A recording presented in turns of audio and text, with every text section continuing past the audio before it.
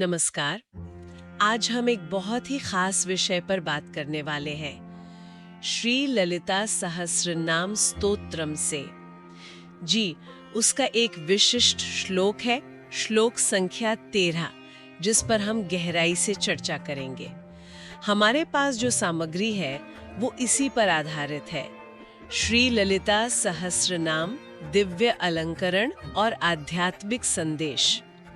इसमें माँ ललिता त्रिपुर सुंदरी के अद्भुत रूप का, उनके श्रृंगार का वर्णन है। तो कोशिश रहेगी कि इस एक श्लोक में जो गहरे अर्थ छिपे हैं उनको थोड़ा समझें।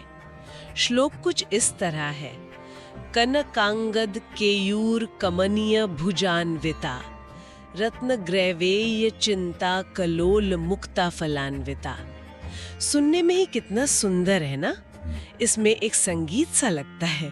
चलिए इसे थोड़ा खोलते हैं, समझते हैं। हाँ बिल्कुल, ये श्लोक देवी के श्रृंगार का, उनके अलंकरण का एक बहुत ही स्पष्ट चित्र खींचता है। हाँ।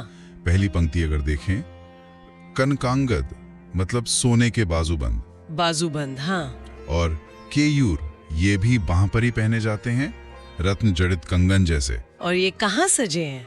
देवी की कमनीय भुजाओं पर, मतलब सुंदर, आकर्षक, दिव्य भुजाएं। और फिर दूसरी पंक्ति आती है, वो भी उतनी ही खूबसूरत। जी हाँ, दूसरी पंक्ति में रत्न ग्रहवेय का जिक्र है। ये गले का हार हुआ, रत्नों वाला। बिल्कुल सही, रत्नों से जड़ा हुआ गले का हार। और फिर है चिंता का लोल मुक्ता फलान्विता। इसका मतलब है कि उस हार में सुंदर मोती लगे हैं, शायद लटकन की तरह, और वो धीरे धीरे हिल रहे हैं। लोल मतलब हिलते हुए।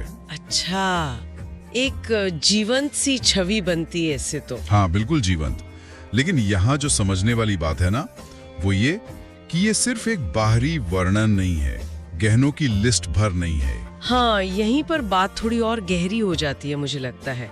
पहली बार में तो ऐसा ही लगता है कि अच्छा, सोने के बाजूबंद है, मोतियों का हार है, लेकिन इसका अर्थ शायद कहीं ज्यादा है। ये सिर्फ देखना नहीं, बल्कि कुछ महसूस करना है। आपने बिल्कुल सही पकड़ा। ये वर्णन असल में दिव्यता और सौंदर्य का संगम है। स्रोत बताते हैं कि ये आभूषण सिर्फ धातु या रत्न नहीं है, ये गहरे आध्यात्मिक गुणों के प्रतीक हैं। अच्छा। जैसे सोना। सोना सिर्फ पीली धातु या चमक नहीं है, वो स्थिरता, दिव्य तेज, पवित्रता और ऊंचे आदर्शों का प्रतीक माना गया है। रत्न जो है वो सिर्फ रंगीन पत्थर नहीं, वो आध्यात्मिक प्रकाश और दिव्य ज्ञान को दर्शाते हैं। और वो हिलते हुए मोती, उनका क्या मतलब है? हाँ, वो मोती, वो शुद्धता, करुणा और मन की जो शांत निर्मलता होती है ना, उसका प्रतिनिधित्व करते हैं। वाह! तो इसका मतलब ये हुआ कि जब कोई भक्त देवी के इस रूप का ध्यान करता है, इन गहनों का, तो वो असल में इन गुणों का ही ध्यान कर रहा होता है, अनजाने में ही सही। बिल्कुल। ध्यान सिर्फ एक छवि देखना नहीं रह जाता, वो एक सक्रिय प्रक्रिया बन जाता है, आंतरिक रूपांतरण की। अच्छा। जैसे जब साधक माँ के सोने के कंगन का ध्यान करे, तो वो सिर्फ सोने को नहीं देख रहा, वो अपने अंदर माँ की स्थिरता और पवित्रता को महसूस करने की कोशिश कर रहा है। देवी का ये जो रूप है, ये सौंदर्य, ये भक्ति मार्ग में, खासकर श्री विद्या जैसी उपासनाओं में मन को एकाग्र करने का एक बहुत शक्तिशाली तरीका है। ये सिर्फ भावुक होना नहीं है, बल्कि इंद्रियों और मन को साधने का एक तरीका भी है, सौंदर्य बोध के जरिए। एक बात और सोच रही थी, क्या इन गहनों के स्थान का भी कोई मतलब हो सकता है? जैसे आपने कहा बाजूबंद और कंगन भुजाओं पर हैं। भुजाएं तो कर्म का प्रतीक मानी जाती हैं अक्सर, और हार गले में है जो हृदय के पास है। ये एक बहुत अच्छा विचार है। स्रोत में सीधे तौर पर स्थान का ऐसा विश्लेषण नहीं है, लेकिन हाँ, ये सोचना स्वाभाविक है कि भुजाओं के आभूषण शायद देवीय शक्ति और सुंदर कर्म का प्रतीक हो, और गले का हार क्योंकि वो हृदय के करीब है, तो शायद करुणा, प्रेम, इन भावों से जुड़ा हो। हाँ, हो सकता है। मुख्य बात यह है कि ये अलंकार साधक को बाहरी सुंदरता से अंदर के गुणों की तरफ ले जाते हैं।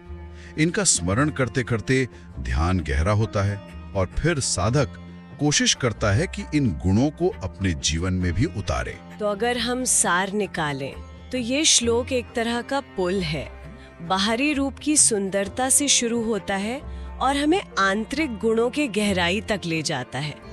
जब हम पढ़ते हैं कनकांगद केयूर तो यह सिर्फ सोने, मोती, रत्नों की कल्पना नहीं है। यह स्थिरता, ज्ञान, करुणा, इन गुणों को अपने अंदर महसूस करने का एक निमंत्रण भी है। बिल्कुल, श्री ललिता सहस्त्रनाम स्तोत्रम की यही तो खूबसूरती है। ये स्थूल के माध्यम से सूक्ष्म को दिखाता है, बाहरी वर्णन के जरिए गहरे आध्यात्मिक सत्य सामने लाता है। ये दिखाता है कि कैसे सौंदर्य भी साधना का हिस्सा बन सकता है, हमें परमात्मा के और करीब ले जा सकता है। ये बात सोचने पर मजबूर करती है कि क्या हमारे रोजमर्रा के जीवन में भी ऐसा होता है? जिन चीजों को हम बस बाहरी सजावट या सुंदरता समझते हैं, क्या वो अनजाने में हमारे अंदर के मूल्यों को, हमारी शांति को या स्थिरता को दर्शाती हैं या प्रभावित करती हैं? इस पर विचार किया जा सकता है।